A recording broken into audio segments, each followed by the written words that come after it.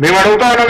మీరు భారతీయ జనతా పార్టీ వచ్చిన తర్వాత తెలంగాణ రాష్ట్రానికి జరిగింది ఏంటి, తెలంగాణ రాష్ట్ర ప్రజల ప్రయోజనానికి మీరు సాధించింది ఏంటి?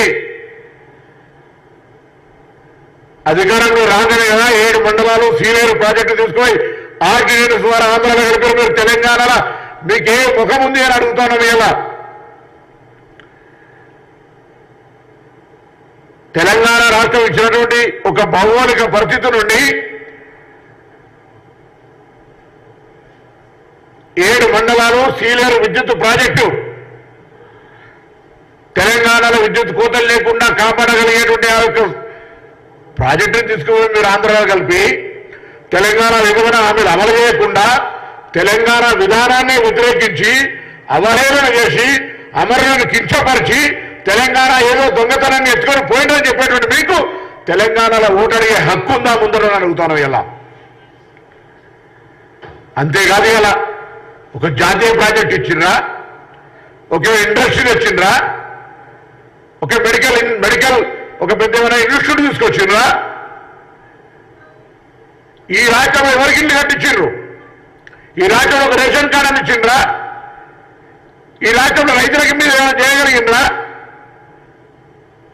అవును, రైతులు 2000 ఇస్తున్నారు, దేశం మొత్తం ఇస్తున్నావు. తెలంగాణ 29వ రాష్ట్రంగా దేశంలో ఒక చిన్న కూడలాగా ఏర్పడే రాష్ట్రంకి భారతీయ జనతా పార్టీ కేంద్ర ప్రభుత్వం ఏం చేసిందని అడుగుతా ఉన్నాం. ఇలా మమ్మల్ని 5 గ్యారెంటీల గురించి అడుగుతారు.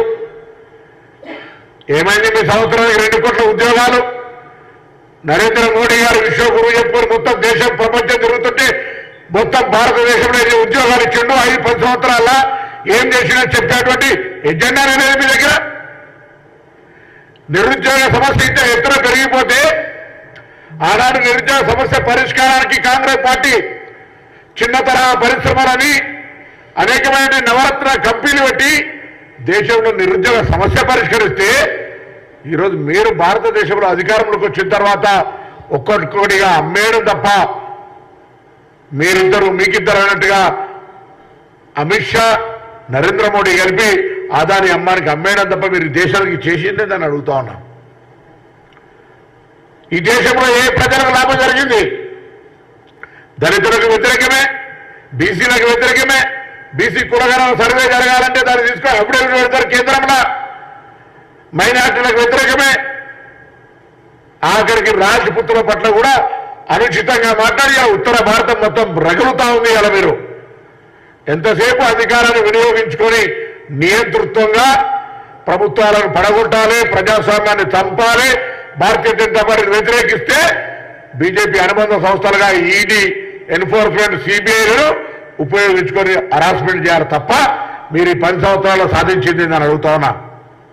అందుకే ఇవాళ మీరు నరేంద్ర మోడీ గారి ఫోటో పెట్టుకొని ఓట్లు అడుగుతలేరు. ఇంటింటా మేమేమో ఎన్నికల కోడ్ గురించి అని మాట్లాడుతున్నాం కాదు. ఇలా శ్రీరాముడు పరిపాలన మానవ సేవే మాధవ సేవ అని రాముడు అనేటువంటి వాడు అందరికీ వాడు. కానీ ఇలా మొత్తం రాముడి పేరు మీద అక్షింతలు, రాముడి ఫోటోలు ఇచ్చి ఆ ఫోటో కింద మీరు పెట్టుకుంటారు చూడండి. ఆ హక్కు ఎక్కడదని అడుగుతాను ఓట్ల రూపం లోపల. నరేంద్ర మోడీ గారు ఏం చేశారో చెప్పి అడగండి. ఓట్లు ఉద్యోగాలు ఎన్నిచ్చి చెప్పిండు అడగండి. తెలంగాణలో ఎంతమందికి ఇల్లు కట్టించిండు అడగండి. తెలంగాణలో ఎంతమందికి రేషన్ కార్డు ఇచ్చిండు అడగండి.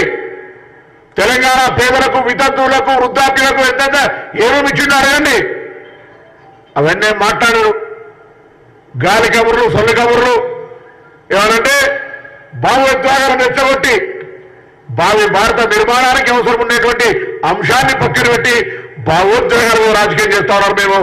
మేము భారతదేశ అభివృద్ధి కావాలని కోరుకుంటా ఉన్నాం. రాముడు ఒక్కడి వాడు కాదు. ఆనాడు మహాత్మా గాంధీ గారు చనిపోతే కూడా హే రామ్ అనుకుంటే చనిపోయాడు. సబ్కా సమ్మతి హే భగవాన్ అనుకుంటూనే ఉన్నారు.